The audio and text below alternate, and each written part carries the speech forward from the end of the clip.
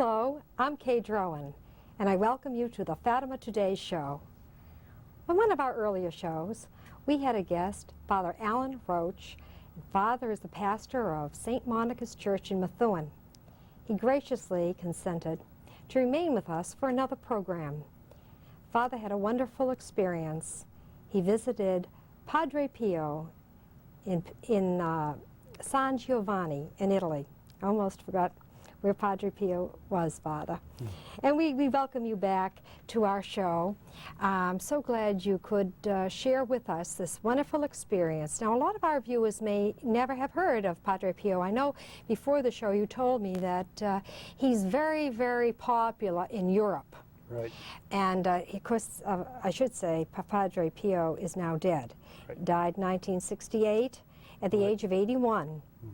So maybe you could share with the audience, who is this Padre Pio?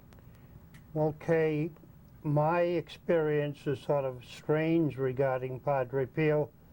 I happen to be coming back from Russia with a lay person, friend of mine from Woburn, and he suggested we drop down to San Giovanni Rotondo and see Padre Pio. I hadn't even heard the name, let alone know anything about him. So he prevailed upon me, and we went down, flew down to Bari and went up to the village where he was stationed as a monk, San Giovanni Rotondo. And while we were there, we stayed at a little small hotel, Santa Maria del Grazia, about halfway up from the little village to the monastery itself. In the course of the afternoon, I met a man from San Francisco. In the course of the conversation, he said that he'd been going over to see Padre Pio for the last 18 years. He said he went over there out of curiosity, but he went to confession. And in the course of the confession, he was so impressed and almost startled that he had gone back the next year and has spent every single year at Padre Pio's monastery in San Giovanni Rotondo. And in the course of the conversation, he said, Father, would you like to serve his Mass? And I said, gee, I'd love to if it was all possible. He said, well, tomorrow morning, would you meet me here in the lobby of the hotel, and we'll go up to the monastery, and Padre Pio says the Mass each day at 5:30. In the morning? In the morning. Ah, you had to get up pretty early, Father. It's always crowded, too, because the people from the village at the bottom of the hill throng up there, and the chapel is always jammed for the 5:30 Mass. His Mass always lasts about an hour and a half, an hour and 20 or 30 minutes. Did he give a homily as well? Or? He didn't give a homily the day I was there. So this is just his Mass lasted? Just the Mass itself. Wow. Yeah. And you could hear a pin drop in the church. Usually you hear coughing and shuffling at every Mass you celebrate, but I never witnessed such attention and devotion. And you know, most of the congregation, or at least half, were men. Really? Italian men aren't that great at attending Mass, but they flocked not just for one day, but the monks told me the church is crowded every single day of the year at 5:30 in the morning. So I got up and waited for him in the lobby at about 4:30, and he didn't show up.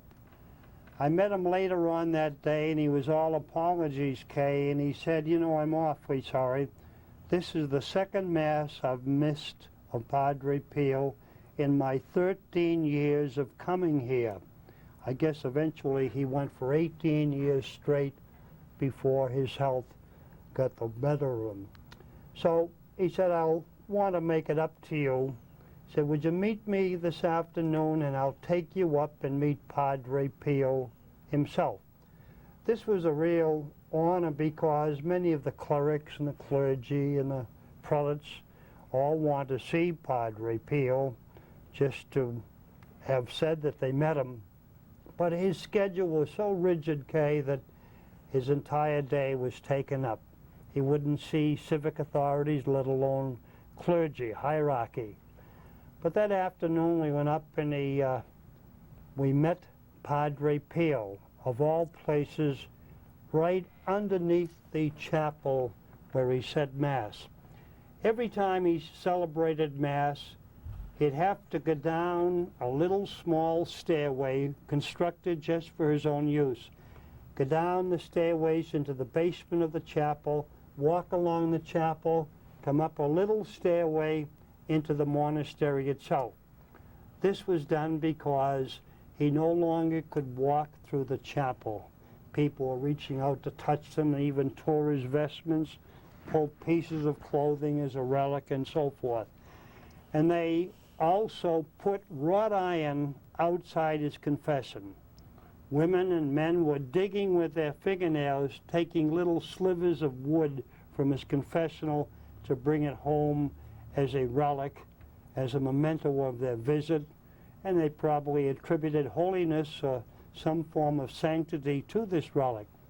So I met him downstairs as he was leaving the church going back to the monastery, and I was able to meet him, which was a rare privilege, something accorded to very few people in recent years. You know, going to confession to Padre Pio was really an amazing feat, because if you went to the village, you'd have to apply at a little ticket office for permission to go to confession on a particular day at a particular hour. Really? So many people were applying to go into confession. You can remember 20 or 30 years ago when you went to church on a Saturday afternoon or evening, you'd see 2 or 3 lines of people waiting to go to confession. Well, the same thing happened at San Giovanni Rotondo, so they had to devise a method to get some water for the people to go to confession. You know, his confession was amazing because he had the ability to elicit from the penitent sins that they might have forgotten. You know, he had mentioned some sin that happened 14 or 15 years ago that they perhaps failed to confess.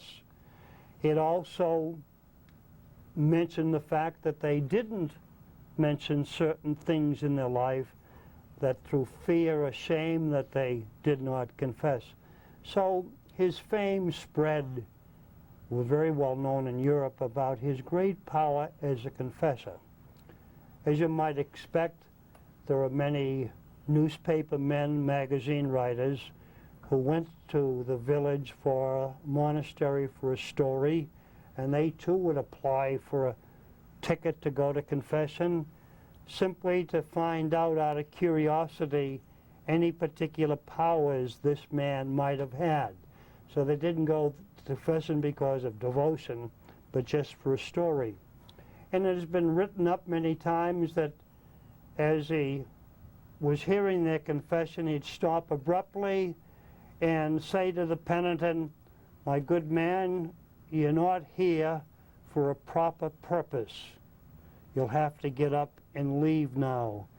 But accusations of this type only led to greater fame in his ability.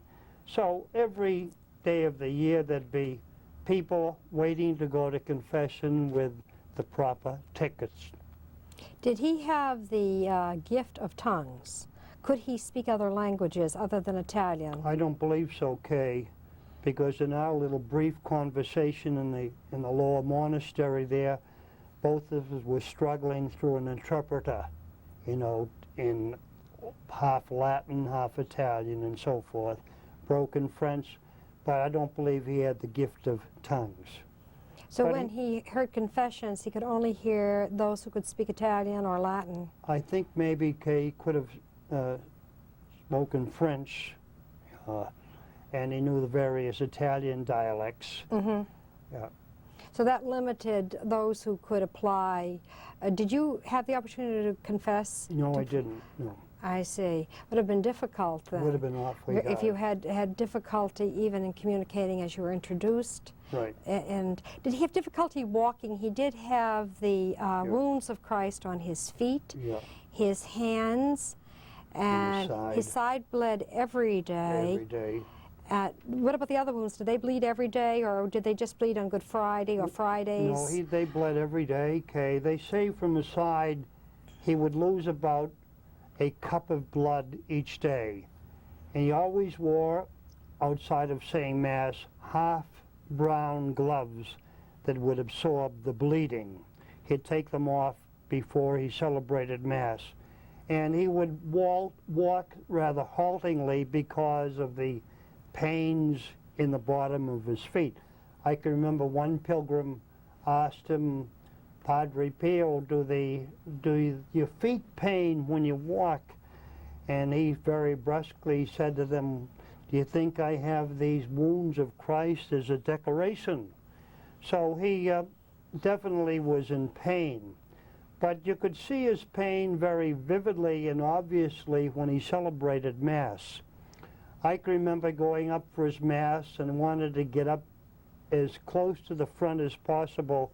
So I waited at the front door of the monastery at 5 o'clock, 10 minutes to 5, in pitch darkness. And you could hear voices coming up behind you, walking up the little hill to the chapel. And by the time the doors would swing open, there'd be a huge crowd behind you, all waiting to get in. And when the doors were about to open, Kay, the voice came over the loudspeaker up on top and would say, they translated for me later on, it would say, remember now you're entering God's holy sanctuary. Please do so with courtesy and politeness. But when the doors opened, there was a mad rush down the center aisle. One little old lady ripped the cincture I had right off my cassock. I picked it up on the way out of Mass that morning. But I got in the front row, but in those days, the priest wasn't saying the Mass facing the people. But they did have two side altars in places where there were pews, and all the veteran Italians would race and get those seats. As he celebrated Mass, Kay, there'd be tears streaming down his eyes. His face would be contorted in pain. He seemed to be reliving the passion of Christ himself. And oftentimes during the Mass, he'd just stop and put his elbows on the altar for the weight of the cross. Is that right? And it lasted about an hour and a half, as I said, and nobody seemed to be a bit disturbed at the length of the Mass. There was no singing or anything filling in this time. This was strictly his suffering as he said the Mass. Right. And, you know, a Mass like that without a homily would average maybe a half hour, a little less. Half hour, And yet it took him an hour and a half to say this Mass, and everybody felt that passion of Christ. They felt he was living it. They returned the following day and the days after, and every single morning the church was just crowded to capacity. They would be deeply affected by the features of Padre Pio for the pain he seemed to endure with the agony of the Passion of Christ as he celebrated the Mass. And right after the Mass, he'd go into the sacristy there, and the men of the church would come in and kneel down and he'd give their blessing, his blessing.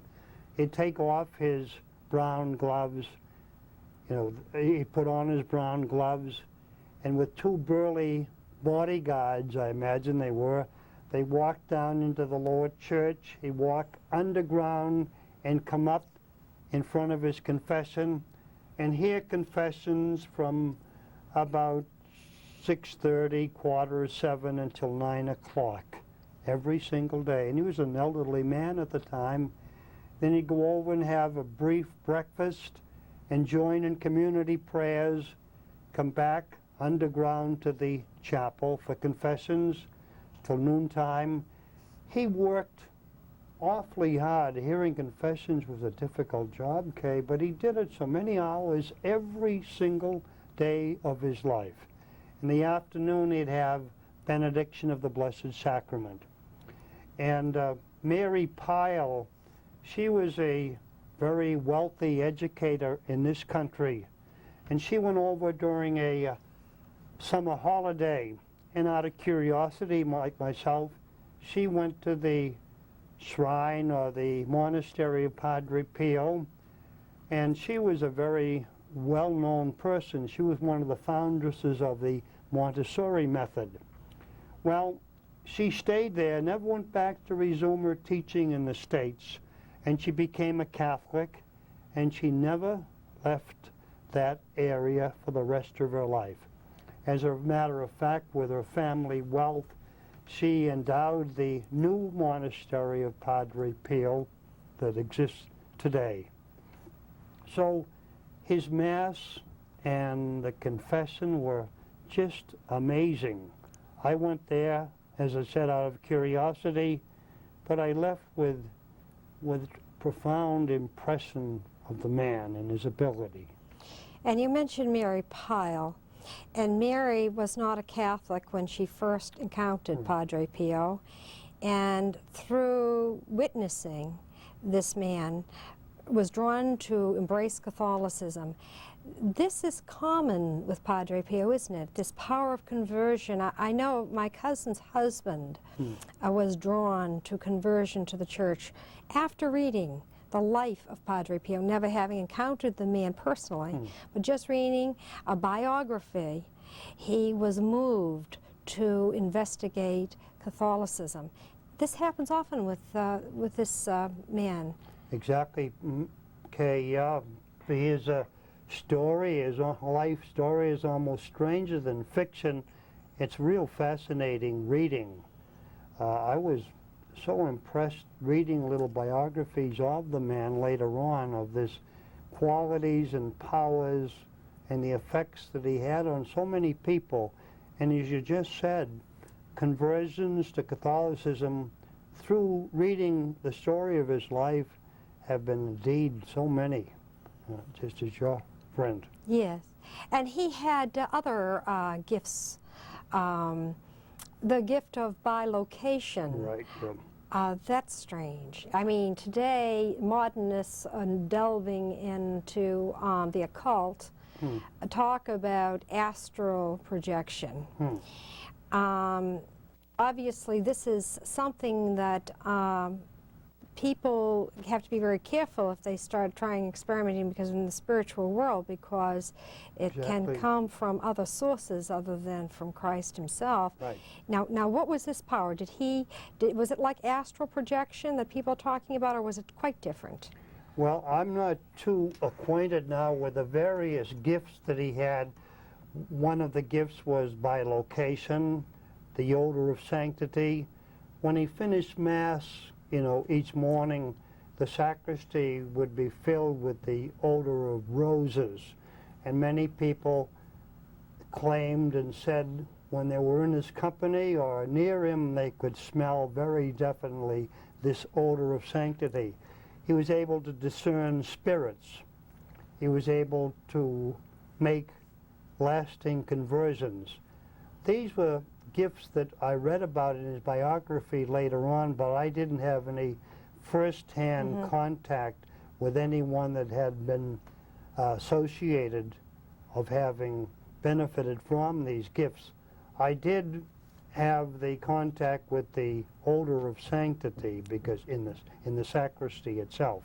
You could smell the roses. You could smell, I don't know if it was roses at the time, but there was a definite pervasive smell. Fragrance. Yeah, very Beautiful different. fragrance. Yeah, Now, fragrance. on this bilocation, I know that people, when he was alive, who prayed to him, prayed for assistance to the Lord. Sometimes he came and they'd say, well, it was a monk by my side, and they could smell the flowers, they would identify the odor, and yet he would be in Italy, in his monastery. And there's been many documented cases of his visiting a sinner or an ill person. Yes. And that's the power of bilocation. He certainly lived the passion, but did he, since he didn't give homilies or talks or anything else, did he just do this with his life as a witness rather than through? Well, yes. Well, I think, Kay, that he stressed the sacrament of penance. He was very, very strong in having the people go and avail themselves of the opportunity to be spiritually cleansed. That's why he devoted so many hours each day of his life to this sacrament. And the holy sacrifice of the Mass that he said with such profound devotion and meaning, I think the grace of attending Mass in the state of grace with devotion enhanced the spiritual life of all the pilgrims going to the place. And that's so important. You know, today people have lost the feeling, no, actually the sense of sin, and they will go to the sacrament of the Eucharist in the state of sin. Exactly, yes. And really think nothing of it. They do not feel they're creating a sacrilege or a blasphemy to the Lord. Right. And he really encouraged the state of grace before you come before the Lord as so important, and the validity of the sacrament of penance as a true forgiveness of sin. You know, I have some pictures here our audience may be interested in. Did you serve the Mass? No, I never did. I just, replacing serving, I met him in the lower monastery. Uh-huh. Yeah.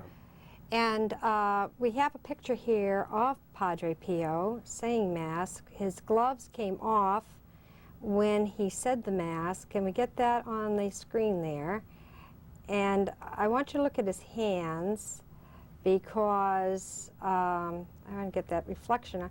You see the blood flowing from the hands in this picture. I also have a very kindly face. This is what he looked like in his later years. How old was he when you met him, Father, would you say? I would think he was in the late 60s or early 70s. And he died when he was 81 years old in 1968. I have a close-up of one of his hands. Can you see that, everyone? Isn't that incredible? There have been other stigmatists in the church. Padre Pio's real name was Francisco, and Forgione, and he took the name Padre Pio in religion. And I have a picture of him as a young man when he was about 31, when he first received the wounds. Let me just turn this over for you. And there he is, young man. Those eyes are piercing, aren't they? Right, they were piercing eyes, very penetrating. Eyes, wow. And he had great devotion to St. Francis, named after St. Francis, and all his life he was in love with this the stigmatist, St. Francis of Assisi, yes. And never knowing he himself would be a stigmatist. Right. He's the only priest ever to have received it. A lot of people think St. Francis of Assisi was a priest, I know, he was a deacon. but he was not. And Padre Pio has that claim of being the only ordained priest to have received it after his ordination. Right. Okay, now... if I might interject for 1 second, Kay, he suffered really terribly from the fact of the stigmata. Instead of being renowned and praised and given all types of adulation, he suffered terribly because the church, as it always is, was very, very slow to accept his stigmata. They sort of almost silenced him from hearing confessions and celebrating public Mass until they found out more of they said, his alleged stigmata. So the Church, of course, has to investigate so thoroughly claims of this type. So he went through a little period of almost humiliation on the part of his fellow monks when he was pushed into the background while they investigated. And the Church, in its wisdom, sent many agnostic and atheistic doctors to check out his claims, and most of the doctors came back with the report that any average human being losing the amount of blood he lost each day would become anemic and certainly incapacitated in a short period of time. This was one of the factors that made Padre Pio realistic in his claims to be authentic and true. in the eyes of the medical men. Well, we noticed in these later pictures how robust he looked, and yet he ate very little. Very little. And he only slept 3 hours a night, Yes, ate very little, sort of survived on the Eucharist itself, right. and yet had this robust figure. There's something definitely supernatural going on there. Yes. And people sometimes question stigmata. They say, well, it's hysteria. It's caused by some psychological wishing for the Right. for the ailment. But this was 50 years 50 he bled, years, yep. and that was daily. So it would take a lot of. You sure would, yeah.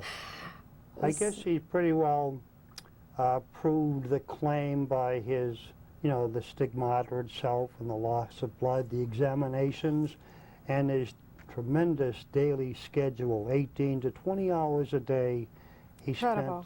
spent. Incredible. I know I read in one of the books about him that a girl who was born without any eyes, no pupils at all, was cured by him. She now can see, and she still has no pupils in her eyes. That's So right. she's seeing through eyes that no one can understand how she can possibly seeing at all. Right. And that was one of the famous cures of Padre Pio.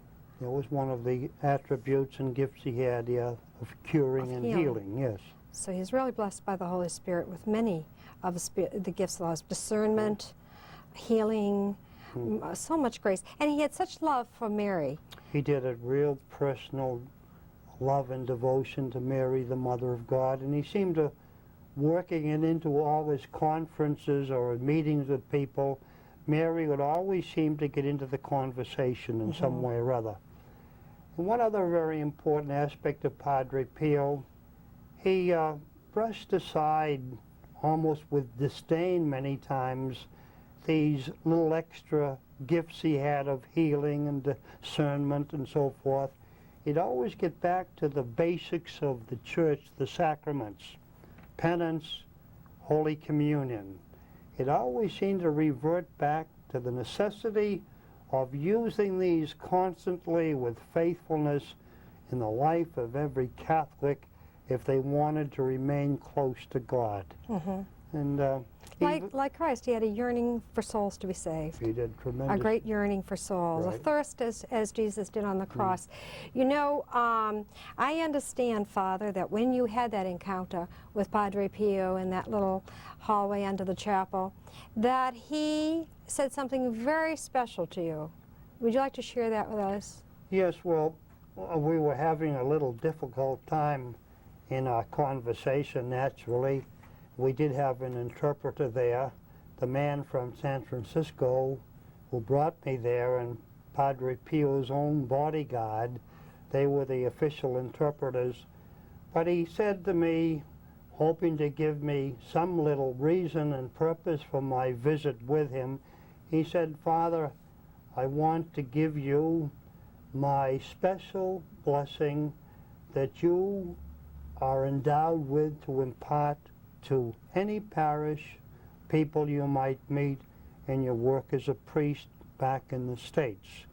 So he gave me the power to give his blessing. Would you give that blessing to us? Certainly. May I stand, Kay? Yes, we'd love that. You're fine. Your mic is Okay. great. Father, you're so tall. I'm 6'3". My goodness, could our camera get up there? Through the intercession of Mary, the Mother of God, may the blessing of God, the Father, the Son, and the Holy Spirit descend upon you all and remain forever and ever. Amen. And this blessing was given to me by Padre Pio to be dispensed upon all that I meet in this country. Thank you, Father. That was beautiful, and we're really privileged to have that blessing. This is Kay Drowan with Father Allan Roche of St. Monica's Church in Methuen. We wish you God's blessing.